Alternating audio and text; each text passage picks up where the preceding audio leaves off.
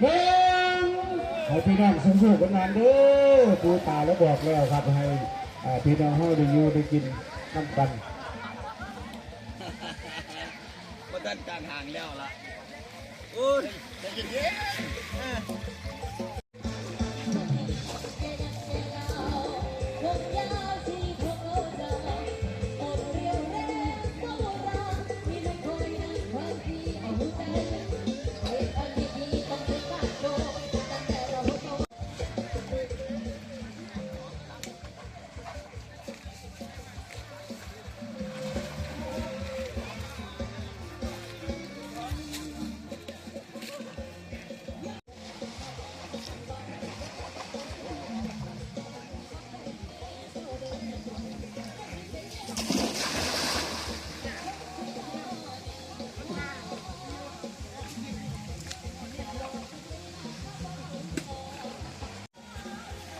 ฟังดีๆตาก็ดีๆมันลมมันยากเนี่ย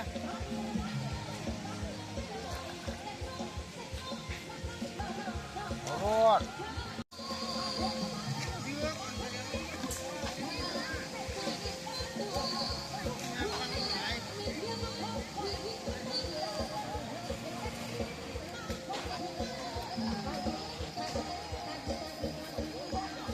มองหน้ากองด้วยการด้วยพี่น้องน้ำเลือดด้วยครับเนี่ยตรงนาเลยครับมาลาน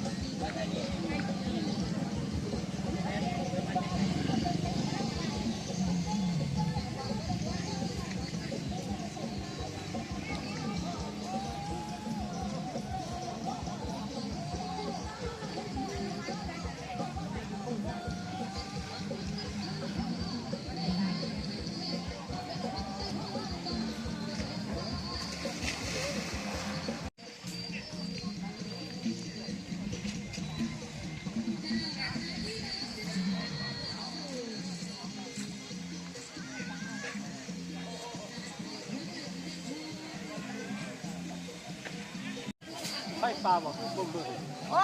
กระดุ้งปุ้มแล้วกระดุ้งตัวตายยังไงตาช่อขาเชียงเงี้ยด้วยช่อยหีสามดอกกันเอาดังไฟดังไฟ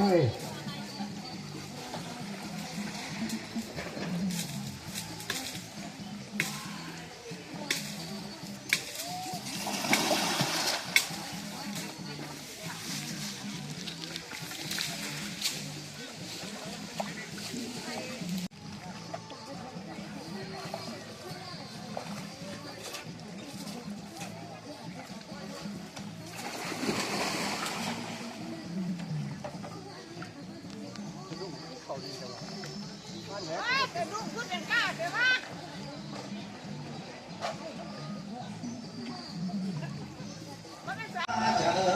ใ